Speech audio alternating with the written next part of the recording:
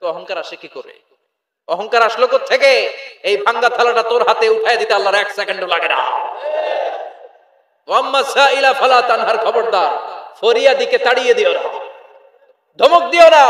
আল্লাহ পাহাড়কে দরিয়া করতে পারে, দরিয়াকে পাহাড় করতে পারে, ধনীরে গরিব বানাতে পারে, গরিবরে ধনী বানাতে পারে, সম্মানিতরে অপমানিত করতে পারে, অপমানিতরে সম্মানিত বানাতে পারে, ক্ষমতার চেয়ারে বসে থাকার লাথি মেরে নিচে নামায় দিতে পারে। আম্মা সাইলা ফালা তানহার, ফরিয়াদিকে ফিরিয়ে দিও না। বিশ্বনবী কখনো কেউ কিছু চাইলে ফিরিয়ে দিতেন না। সুবহানাল্লাহ পড়েন। বিশ্বনবীকে বলার মাধ্যমে আমাদেরকেও বললেন, কোন ফরিয়াদি কেউ এসে কিছু চায় তাকে কোনোদিন ধমক দেওয়া যাবে? কারণ ওরে ভিক্ষুক বানাইছে কে? আর তোমারে বড় সাহাব বানাইছে কে? তোরে কারে চড়ায় কে? আর ওর হাতে ভাঙ্গা থালা দিছে কে? তোরে কাঠ থেকে লাথি মেরে নামিয়ে ভাঙ্গা থালা হাতে দিয়ে দিতে পারে কে? আর ওর ভাঙ্গা থালার জায়গা থেকে ওরেও প্রাইভেট কারে বসায় দিতে পারে কে? তাহলে তোর অন্তরে বিশ্বনবীর আরামের জন্য আল্লাহ ওহী বন্ধ করে দিলেন। আল্লাহু আকবার। কারণ সব সময় ওহী আসাটা ভালো না। সব সময় ওহী আসলে বিশ্বনবী সহ্য করতে পারতেন না। কারণ মা আয়েশা বলতেন, শীতের রাতে যখন বিশ্বনবীর উপর ওহী নাজিল হতো, ওহীর প্রেসারে বিশ্বনবীর গলার দাড়ি দিয়ে ঘাম ঝরে ঝরে পড়তো। আমরা তো মাগনা কোরআন পাইছি, কোনো কষ্ট করা লাগে নাই, কোনো পরীক্ষা করা লাগে নাই। বিশ্বনবী যখন কোরআন রিসিভ করতেন, মিসলা সলসলাতিল জারাস, বুখারীর বর্ণনা, ঘন্টার ধ্বনির ন্যায় দপ্তরি যখন হাই স্কুলের ছুটি দেওয়ার জন্য ধমধম করে ঘন্টা বাজায়, এর কাছে যে কান লাগিয়ে দাঁড়িয়ে থাকা যায়, যেরকম বিকট আওয়াজ হয় এরকম আওয়াজে ওহী আসতো। আর এই ওহী রিসিভ করতে যে মাঘ মাসের কনকনে শীতের রাতে বিশ্বনবী ঘেমে ঘেমে একাকার হয়ে যেতেন। আবার বিশ্বনবী যখন ওটের উপরে বসা অবস্থায় ওহী নাজিল হতো, ওহীর ভাড়ে, ওহীর চাপে, ওহীর প্রেসারে, কোরআনের প্রেসারে ওটের বুকটা জমিনের মধ্যে লেগে যেত। আবার ঘোড়ার উপরে বসে থাকা অবস্থায় যখন কোরআনের আয়াত ওহী নাজিল হতো, ঘোড়ার পা গুলো মরুভূমির বালুর ভেতরে দেবে যেত। বিশ্বনবীর এক সাহাবা যায়েদ রাদিয়াল্লাহু তাআলা আনহু পায়ের মধ্যে মাথা রেখে বিশ্বনবী একবার ঘুমাচ্ছিলেন। 1 ঘন্টা 2 ঘন্টা ঘুমিয়ে রইলেন, যায়েদ মাথায় ব্যথা পায় না। হঠাৎ বিশ্বনবী ঘুম থেকে জাগলেন। জাগার পরপর তার সাথে সাথে আকাশ থেকে কোরআনের আয়াত নাজিল হতে লাগলো। আর যায়েদ বলে, 2 ঘন্টায় আমার কিছু হয় না, কিন্তু যখনই আমার রানের মধ্যে মাথা রেখে বিশ্বনবী শুয়ে আছেন আর কোরআনের আয়াত নাজিল হতে লাগলো, আমার মনে হচ্ছে আমার রানটা ফেটে টুকরা টুকরা হয়ে যাবে, আমার হাড্ডি ফেটে খান খান হয়ে যাবে। ওহীর ভার, তার মানে একটা কাঠিন্যতা আছে না নাই? এজন্য আল্লাহ বিশ্বনবীরা ডেকে বললেন, নবী আমি রাগ হই নাই, আমি আপনারে ভুলে যাই নাই। বারবার সূর্যের আলো থাকলে, সব সময় সূর্যের কিরণ থাকলে যেমনি আরাম লাগে না, বারবার ওহী রিসিভ করতে যেই কষ্টটা আপনার হয়, আমি আরশের উপর থেকে দেখে আমার সহ্য হয় না। এজন্য আপনাকে বিশ্রামের ব্যবস্থা করে দিলাম, এই জন্য কিছুদিন ইচ্ছা করে আমি ওহী বন্ধ করে দিলাম। والضحى والليل إذا سجى ما ودعك ربك وما قلى। সকালবেলার সূর্য কিরণের শপথ, রাতের নিস্তব্ধতার নিঝুম রাত্রির শপথ, মা ওয়াদ্দাআকা রব্বুকা ওয়া মা ক্বালা, আপনার রব আপনারে ভুলে যায় নাই, আপনার উপর অসন্তুষ্ট হয় নাই। সুবহানাল্লাহ পড়েন। তাহলে কাফেররা যা বলেছে এটা ওদের মুখের উপরে, জোরে কোন ঠিক কিনা? উম্মে জালিল বিশ্বনবীকে যে গালি দিয়েছে, ওর গালি ওর মুখের উপরে, জোরে বলেন ঠিক কিনা? আমার নবীরে যারা কবি বলে গালি দেয়, ওই গালি ওদের মুখের উপরে, ঠিক কিনা? আমার নবীরে যারা পাগল বলে গালি দেয়, ওদের গালি ওদের মুখের উপরে, ঠিক কিনা? আমার নবীরে যারা লেস কাটা নির্বংশ বলে, ওদের 14 গোষ্ঠী নির্বংশ, জোরে বলো ঠিক কিনা? আমার নবীর সম্মানের বিরুদ্ধে যদি কথা বলে, তাদের বিরুদ্ধে আমাদের হুঙ্কার আর লড়াই আছে না নাই? বিশ্বনবীরে গালি দিলে কলিজা আগুন লাগে, কার কার লাগে? হাত তুলে আল্লাহর দেখা। বিশ্বনবীর সম্মান, এটার কোনো তুলনা হয়? বিশ্বনবীর লাইফ নিয়ে কথা বলা অসাধারণ এক লাইফ, ওনার বায়োগ্রাফি, এটা অসম্ভব, এটা তলাবিহীন সাগরের মতো। বিশ্বনবীকে যদি কথা বলতে শুরু করে, এটা অনেকটা তলাবিহীন সাগরের মতো। এটা সাগর কিন্তু কি নাই, কথা কয় না, কি নাই? বিয়ন্ডলেস, বাউন্ডলেস, বটমলেস, ঠিক কিনা? As a father, as a husband, as a teacher, as a lawgiver, as a lawmaker, as a reformer of the society, as a messenger, as a commander, Muhammad is the superman of the world. গোটা বিশ্বের জন্য তিনি Superman হয়ে এসেছে। এজন্য আমার নবীরা যারা গালি দেয় এগুলো পিতৃ পরিচয়হীন জারদ সন্তান। বিশ্ব নবীর সম্মান নিয়ে উল্টাপাল্টা করলে এটা সহ্য করা হবে না, জোরে কোন ঠিক কিনা? তুমি আমারে গালি দাও আমি মেনে নিব, আমার বাপারে গালি দাও মেনে নিব, আমার দলের গালি দিবি মেনে নিব, কিন্তু আমার নবীর গালি দিলে খবর আছে না নাই? আমার নবীর দিকে, আমার নবীর সম্মানের দিকে বা হাত তুললে ওই বা হাত কেমন করে ভেঙে দিতে হয় সেটাও আমাদের জানা আছে, জোরে কোন ঠিক কিনা? বিশ্ব নবীর সম্মান ইটস অ্যান আনপ্যারালাল ইস্যু। এই ইস্যুতে হেফাজত নাই, এই ইস্যুতে জামাত নাই, এই ইস্যুতে চরমনাই নাই, এই ইস্যুতে সরসিনা নাই, এই ইস্যুতে তাবলীগ নাই, আওয়ামী লীগ নাই, জামাত নাই। 17 কোটি মানুষ এক প্ল্যাটফর্মে দাঁড়িয়ে যায়, চিল্লায় বলেন ঠিক কিনা? কারণ এই নবীর সুপারিশ ছাড়া আমি আপনি জান্নাতে যেতে পারবো না, জোরে কোন ঠিক কিনা? এজন্য নবীর ভালোবাসা, নবীর প্রতি মাহাব্বত অন্তরে থাকার দরকার আছে না নাই? আল্লাহকে যে পাইতে চায় হযরতকে ভালোবেসে, আরশ কুরসি লৌহ কালাম না চাইতে পেয়েছে সে। হযরতকে ভালোবেসে আরশ কুরসি লৌহ কালাম না চাইতে পেয়েছে সে, ঠিক কিনা? বিশ্বনবীর ভালোবাসলে গোটা বিশ্ব তার পায়ের সামনে এসে চুমু খাবে। আমরা এই নবীর ভালোবাসা চাই, আমরা এই নবীর শাফাত চাই, আমরা এই নবীর নেতৃত্বে জান্নাতে ঢুকতে চাই। এজন্য আল্লাহ বললেন, নবী মা ওয়াদ্দাআকা রাব্বুকা ওয়া মা ক্বালা, ভয় নাই, চিন্তা নাই, হতাশ হবেন না, নিরাশ হবেন না, আমার উপর ভরসা রাখেন। আপনার আল্লাহ আপনারে ভুলে যায় নাই, আপনার আল্লাহ আপনার উপর অসন্তুষ্ট হয় নাই। ও নবী আপনি জেনে রাখেন, আলাল আখিরাতু খায়রুল লাকা মিনাল উলা, দুনিয়ার বুকে অনেকে আপনারে গালি দিবে, দুনিয়ার বুকে আপনার অনেক বিপদ আসবে, দুনিয়াটা আসল নয়, আসল হলো আখিরাত। ওয়ালাল আখিরাতু খায়রুল লাকা মিনাল উলা, ও নবী আখিরাত এই দুনিয়ার চেয়ে আপনার জন্য শ্রেষ্ঠ। আরেক আয়াতে বললেন শ্রেষ্ঠ এবং স্থায়ী, বাল তুনসিরুনাল হায়াতাদ দুনিয়া ওয়াল আখিরাতু খায়রুন ওয়া আবকা। সুবহানাল্লাহ।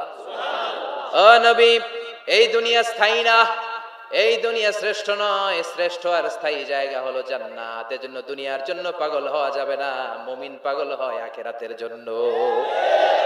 এই দুনিয়াতে আজীবন থাকতে আসি নাই, আজীবন থাকবেন? কথা কন। এজন্য এতজনের ভয় পেয়ে লাভ কি? ভয় পাবো আমরা একজনের, চিল্লায় বলেন তিনি কে? হৃদয়ে আছে আল্লাহর ভয়, তারা কবু পথ ভুলে যায় না, আল্লাহর প্রেম ছাড়া এই দুনিয়ায় কারো কাছে কোনো কিছু চায় না। রাতের আধারে যারা সেজদাতে রায়, দু চোখের শ্রুতে নদী যেন বয়, ছলনার হাছানি যতই আসুক পেছনে ফিরেও সে তাকায় না। যাদের হৃদয়ে আছে আল্লাহর ভয়, তারা কবু পথ ভুলে যায় না, আল্লাহর প্রেম ছাড়া এই দুনিয়ায় কারো কাছে কোনো কিছু চায় না, কারো কাছে কোনো কিছু চায় না, ঠিক কিনা? মুমিনের ভয় একজনের প্রতি, চিল্লায় বলেন তিনি কে? আল্লাহ বললেন, আলাল আখিরাতু খায়রুল লাকা মিনাল উলা। ও নবী দুনিয়াতে এত ভয় পেয়ে কোনো লাভ নাই, বিড়ালের মতো 1000 বছর না বেঁচে সিংহের মতো একটা গর্জন দিয়ে মরার দাম অনেক বেশি। আলাল আখিরাতু খায়রুল লাকা মিনাল উলা, এই দুনিয়ার জীবনের চেয়ে নবী আখিরাতের দাম অনেক বেশি। এই দুনিয়ায় আমরা আজীবন থাকতে আসি, চলে যেতে হবে। এরপরে বিশ্ব নবীকে আল্লাহ সান্ত্বনা দিচ্ছেন, নবী আপনি হতাশ হবেন না, নিরাশ হবেন না, ভরসা রাখেন। ওয়ালা সাউফা ইউতিকা রাব্বুকা ফাতারদা, আপনার প্রভু অচিরে আপনাকে এমন এমন জিনিস দান করবে, এই জিনিসগুলো পেয়ে আপনি খুশি হয়ে যাবে। কি সুন্দর ওয়াদা। ও নবী আপনি হতাশ হবেন না, আপনি টেনশন নিয়েন না, আমি তো আছি। সুবহানাল্লাহ পড়েন। কে বলে? জোরে বলেন কে বলে? বিশ্বনবীরে বললেন ওয়ালা সাউফা ইয়াতিকা রাব্বুকা ফাতারদা, আপনার রব অচিরে এমন কিছু আপনারে দিবে আপনি খুশি হয়ে যাবেন। And verily indeed your Lord will give you something that will make you happy. সুবহানাল্লাহ বলেন। অচিরেই আপনার রব আপনারে এমন এমন কিছু দিবে এগুলো পেয়ে আপনি খুশি হয়ে যাবেন। নবীরে খুশি করাই আল্লাহর কাজ। এজন্য বিশ্বনবীর উপাধি দিয়েছেন আল্লাহ হাবিব। বিশ্বনবীকে আল্লাহ কি ডেকেছেন? আর ইব্রাহিম আলাইহিস সালামকে ডেকেছেন খলিল মানেও বন্ধু, হাবিব মানেও বন্ধু। খলিল মানে এমন বন্ধু যে বন্ধু আল্লাহরে খুশি করার জন্য কাজ করে, আর হাবিব মানে এমন বন্ধু যেই বন্ধুরে খুশি রাখার জন্য আল্লাহ নিজেই কাজ করে। এজন্য আল্লাহ বললেন নবী ওয়ালা সাউফা ইয়াতিকা রাব্বুকা ফাতারদা, আপনার রব চিরে এমন এমন জিনিস আপনারে দান করবে এগুলো পেয়ে আপনি খুশি হয়ে যাবেন। আল্লাহ তাআলা বিশ্বনবীর কি কি দান করলেন, কি কি দিয়া বন্ধুরে খুশি রাখলেন, রাজি রাখলেন, শুনবেন? সবাই শুনবেন না? সবাই শুনতে রাজি আছেন? নাম্বার 1, মক্কায় বিশ্বনবী দেখতে পেলেন দাওয়াতি কাজের তো বেশি অগ্রগতি হচ্ছে না, কি করা যায়? তিনি স্ট্র্যাটেজি চেঞ্জ করলেন, ভিআইপিসদের কাছেও দাওয়াত দেওয়া শুরু করলেন। দেখেন না সুবিধাজনক অবস্থানে যাওয়া যাচ্ছে না, তিনি দেখলেন মক্কায় 2টা ফিগার সবচেয়ে শ্রেষ্ঠ ফিগার, এই 2টার একটা যদি কালিমা পড়ে তাহলে ইসলামের জন্য সুবিধা হয়ে যায়। বিশ্বনবী আল্লাহর কাছে দোয়া করতে লাগলেন, আল্লাহুম্মা আইজ্জাল ইসলামা বিআহাব্বির রাজুলাইনি ইলাইক। আল্লাহ, 2জন লোকের নাম এখন আমি বলবো, যেই লোকটারে ভালো লাগে এই লোকটার মুখ দিয়ে শাহাদা বাণী উচ্চারণ করে তুমি ইসলামের বিজয় দান করে দাও। দোয়া শুরু করে দিলেন, আল্লাহ 2জন লোকের একজনকে তুমি আমার অনুসারী বানিয়ে দাও, এই 2জনের যারে তোমার ভালো লাগে। আল্লাহুম্মা আইজ্জাল ইসলামা বিআহাব্বি হাদাইনির রাজুলাইনি ইলাইক। 2জন লোকের নাম আমি দোয়ায় বলবো, যারে ভাল লাগে তারে দিয়ে ইসলামকে বিজয় দান করো। 1 নাম্বার ওমর ইবনে আল খাত্তাব, 2 নাম্বার আবি জাহাল ইবনে হিশাম। হিশামের বেটা আবু জাহেলের কালেমার পতাকায় আনো, না হয় খাত্তাবের বেটা ওমর রে আনো। আল্লাহ ওমরের জন্য দোয়াটা কবুল করে নিলেন। ওমরে ফারুক বিশ্বনবীর কল্লা কাটার জন্য তলোয়ার নিয়ে ধেয়ে আসছে, তার আগের রাতে বিশ্বনবী তাহাজ্জুদে কেঁদে কেঁদে এই দোয়াটা করেছে। বিশ্বনবীর চাচা হামজা ইবনে আব্দুল মুত্তালিব ওমরে ফারুককে দেখে বিশ্বনবীর কাছে দৌড়ে আসলেন। বিশ্বনবী তখন আরকাম ইবনে দারুল আরকামের ঘরে সাফা পাহাড়ের পাদদেশে বসে লুকিয়ে লুকিয়ে দাওয়াতি কাজ করতেন। ভাতিজার কাছে এসে বললেন, ও নবী, আমার ভাতিজা ওমরে ফারুক তোমারে মারার জন্য নাঙ্গা তরোয়ার নিয়ে চলে আসছে, তুমি পালিয়ে যাও, আমরাও পালাই।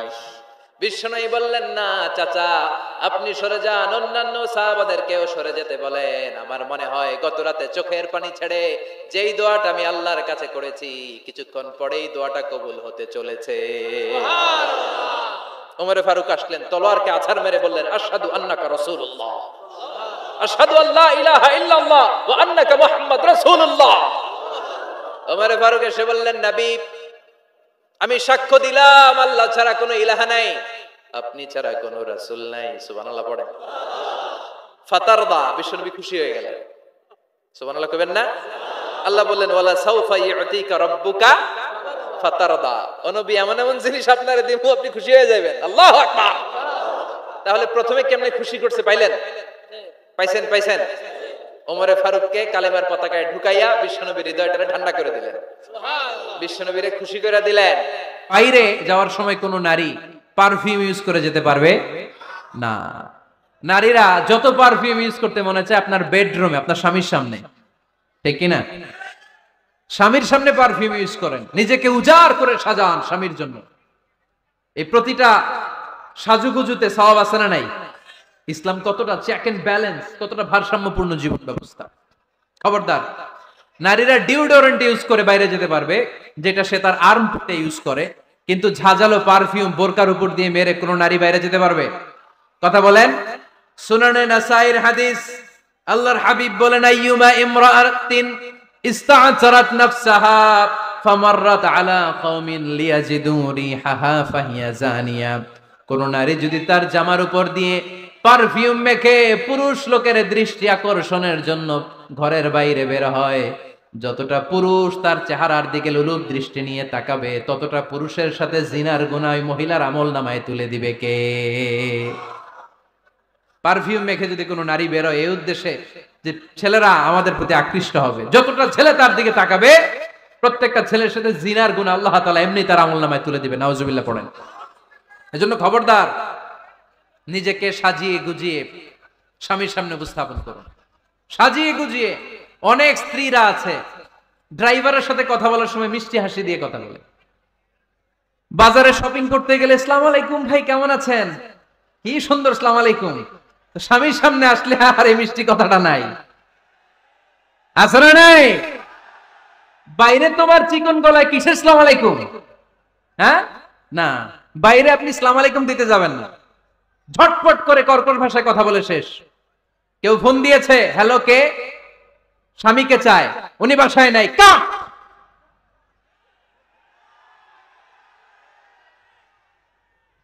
কারে চান? আপনার হাজবেন্ডের, নাই, কাট, শেষ করে দিবেন। মিষ্টি মিষ্টি আসসালামু আলাইকুম আসসালামু আলাইকুম বলা যাবে নাকি? খবরদার, খবরদার। বাজার করতে গেলে কি মিষ্টি হাসি, দোকানে গেলে কি মিষ্টি আলাপ, ড্রাইভারের সাথে কি সুন্দর কথা, সিএনজি ওয়ালার সাথে কি সুন্দর আলাপ, আর ঘরে আসলে এই চেহারাটারে এরকম করে রাখে, আছে না নাই? ঘরে আসলেই স্বামীর সাথে খিটখিটে মেজাজ। না বোনেরা, উল্টো করে ফেলছেন আপনি। বরং স্বামী ছাড়া অন্যদের সাথে কথা শর্টকাটে সারবেন, যাতে কোনো ফিতনা চলে না আসে। চিল্লায় বলেন ঠিক কিনা? আর নিজেকে স্বামীর জন্য উজাড় করে সাজান, পার্লারিং করেন, বিউটিফিকেশন করেন, মেকআপ করেন, বেডরুমে পারফিউম মাখেন, নিজেকে উজাড় করে স্বামীর জন্য সাজান। সওয়াব দিয়ে আপনার আমলনামাটারে পূর্ণ করে দিবে কে? বিশ্বনবী যখন সফরে যেতেন, সফর থেকে ফিরে আসার সময় ডিরেক্টলি স্ত্রীর ঘরে যেতেন না। বিশ্বনবী একজনকে ঘরে পাঠিয়ে দিতেন, মদিনার উপকণ্ঠে কিছু সময় অপেক্ষা করতেন, আর বলতেন আজকে আমি আয়েশার ঘরে যাব, আয়েশারে যে বলো আমি এসেছি, কয়েক ঘন্টা পরে আয়েশার ঘরে আমি ঢুকবো। সুবহানাল্লাহ পড়েন। স্ত্রীকে সময় দিতেন, কারণ স্ত্রী হয়তো কাজ করে, ঘর গুছায়, ঘেমে থাকতে পারে, তাকে নিজেকে গুছানোর জন্য সময়ের দরকার আছে না নাই? লম্বা সফর শেষ করে, সেই বুখারীর হাদিস, বিশ্বনবী যখন সফর শেষ করে মদিনায় ফিরতেন, ডিরেক্টলি স্ত্রীর কাছে যেতেন না, মদিনার উপকণ্ঠে ওয়েট করতেন এবং বার্তাবাহককে পাঠাতেন, যে বলো যে আজকে আমি সফিয়ার ঘরে থাকবো। সফিয়াকে সময় দিতেন 2-1 ঘন্টা, যাতে নিজেকে সাজিয়ে নিতে পারে। সুবহানাল্লাহ পড়ে।